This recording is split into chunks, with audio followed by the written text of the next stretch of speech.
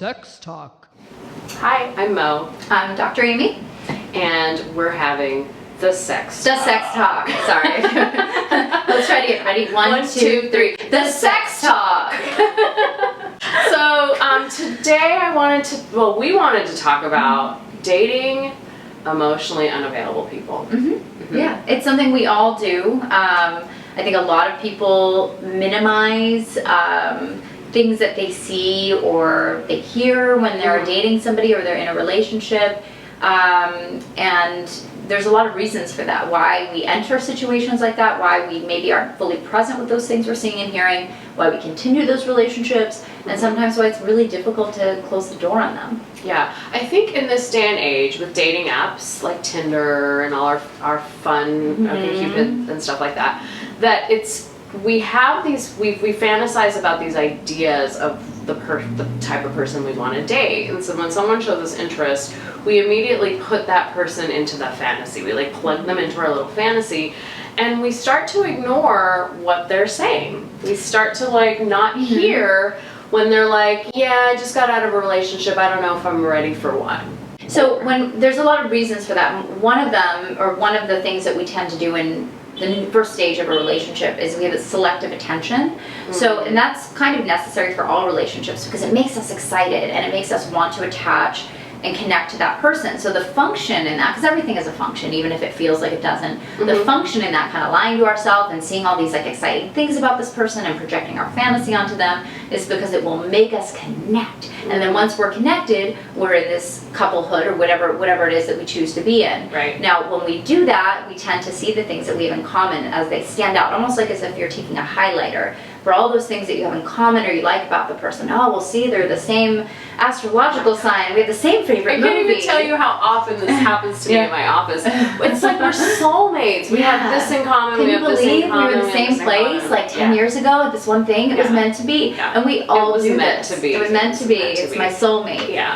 But there's a function in that. It's biologically we look for these commonalities and we like don't pay attention to that other stuff. But then once we're together, like 6 months, a year, those other things that we brushed off start to come up because they're there. There's actually a term for it. It's called new relationship energy. NRE. Yes. And basically it's just hormones. It's just like oxytocin, dopamine, all doing this like lovely dance together that makes you feel like, oh my God, this is the one for me. This is the person.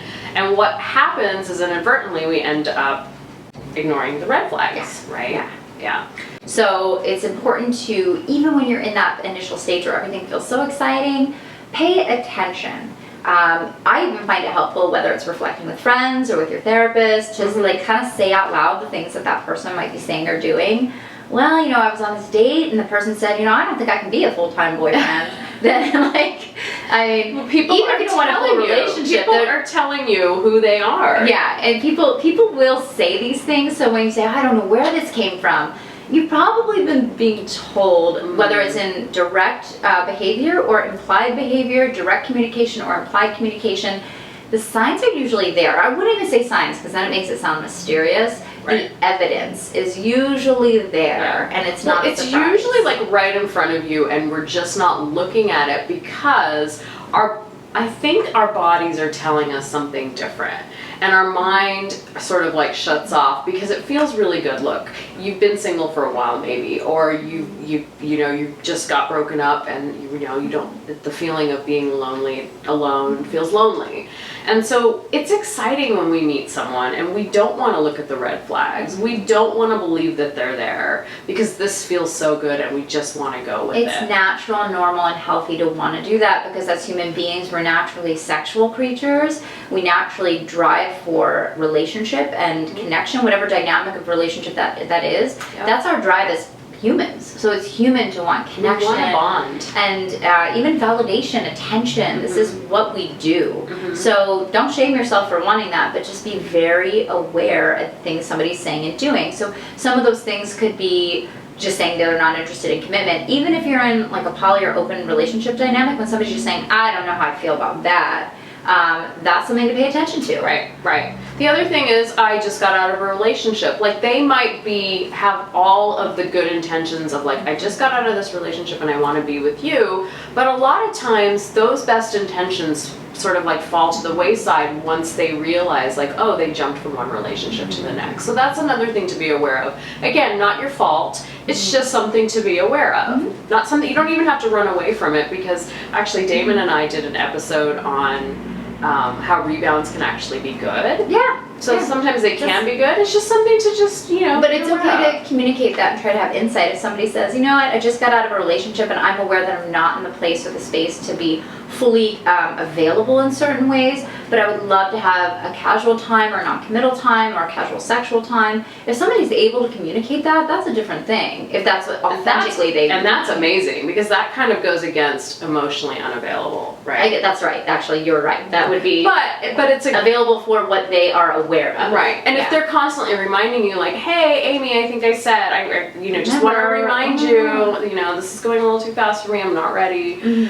Like if they're already telling you those things, that's really great, because then you're ahead of the curve. But I feel like emotionally unavailable people specifically aren't... Difficult time communicating. Yeah, they're not bringing that to the table, and so you are sort of like putting the pieces together. Yeah. So if you feel like you're constantly putting the pieces together or troubleshooting with somebody, that typically means that you're interacting with somebody that might not be emotionally available at that time. Yeah. And one thing we default to, and I see a lot with people I work with, that then they'll get very angry about it and either lash out on the person, let me tell you, or they'll feel negative, like, what is it about me that's causing this person to treat me this way? But really, somebody's just showing you who they are, and you can choose or to choose not to engage with that person. Yes. So it's not you, it's not they're terrible. This is just who they are, and this is who you are. It's easy to make a choice. It's easy. Yeah, it's easy to want to start to blame. Like, oh, this terrible person. Oh, like I can't believe he did this. I can't da da da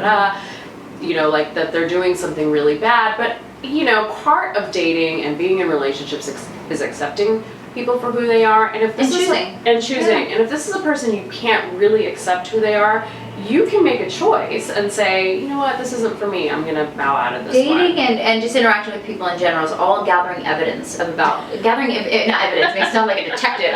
Gathering evidence. Dr. Amy, the detective. Gathering information. It's gathering information, which is also evidence. I mean, I kind of lean towards that scientific way of talking, because I'm like very direct. Don't even get into what it's like dating me with how direct and logical I am. It's not fun. But part of it is you want to enjoy the experience, but you've got to also kind of like be aware, as I be aware. You're gathering information, and then you can make decisions. So it's information gathering and then decision making. And so once you've seen that the information is telling you this person is not available to you the way that you would like a person to be available, then you make that choice, and that's okay, because there's also the feeling we get when we meet somebody, this is the one person that has all these things in common with me. But there's a lot of people out there. Sometimes we don't notice too that we're doing more of the emotional labor. So if somebody is emotionally unavailable, they're not communicating as much. Maybe they're not showing up as much. Maybe when you're together it feels great, but you're doing all the work. You're arranging things. You're sort of the leader of the relationship. Start paying attention to those power imbalances. Because after a while that emotional labor becomes taxing. Tiring. And it feels like you're pulling the and then you're working with less resources because you're tired. And then what does that mean for you if you're exhausted emotionally? How are you then showing up to a relationship if you're just tired emotionally? Doing all the work and often that causes resentment. So it's going to build resentment. It's going to cause other things. So if you feel this way, it's okay to just close that door and say, all right, thank you very much, moving on. You potentially can open other doors. So I think a big part of this episode is really about self-care and self-awareness. Self-care, self-awareness, being aware of information around you and making healthy choices, which is pretty much the motto for a lot of things in relationships and life. Self-care, awareness, insight, and choices that are going to be healthy for you. And the signs to recognize an emotionally unavailable person is listen to what they say, because they're probably telling you, if not with words, with actions. And it's okay to take in that information. Don't take it personal. It's not them, it's not you, it's just the dynamic, and moving on. It's just not a match, and that's okay. It's just okay. Perfect. Thank you so much, Amy. Thanks for having me. I think that was on the sex talk.